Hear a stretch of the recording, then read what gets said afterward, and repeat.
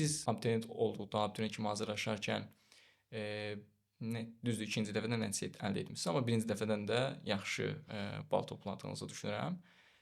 Bu prosesə necə yanaşırdınız, necə çalışırdınız ki, daha uğurlu nəticə göstərəsiniz? Çünki siz bilirdiniz ki, sizə çox bal lazımdır. Bu məsələdə öz tələbə yol, daha doğrusu abituriyent yoldaşlarınızdan nəyi fərqli eləməyə çalışırdınız? Ümumiyyətcə, dərslərimdə əvvəldən yaxşı idim.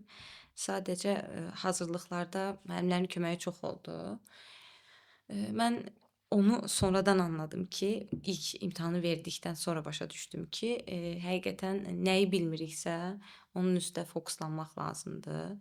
Eee, Əvvəl elə deyildim. Əvvəl sadəcə, hansı mövzunu keçirik, onun testlərini həll eləyirdim, o şəkildə gedirdim.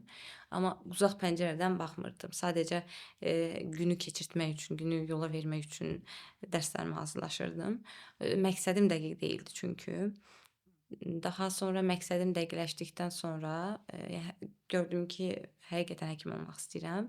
Ondan sonra biraz daha ciddiləşdim və, ən mənə kömək olan şeylərdən biri, o vaxt mən, telefon işlətmirdim, internetə çıxışım yox idi. Mənim Özünüz hal-hazırda işlətmirdiniz yoxsa yox, belə yəni belə hə, almısınız? şərait o şəkildə idi.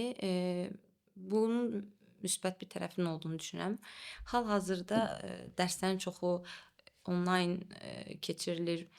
Görürsən ki, əksər vəsaitlər, onlayn şəkildədir. Tapmaq olur. Hə. Telefondan ümumiyyətcə istifadə etmək, bu dövrdə lazımdır. Amma mən hardasa 6-7 il əvvəldən danışıram. Onda o qədər də vacib deyildi.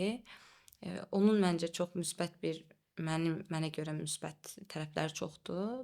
Daha sonra mənim dərs oxuma metodum hardasa hər gün, səhər saat 5-də dururdum dərs oxumaq üçün. 8-ə qədər mən, dərs oxuyurdum, 3 saat.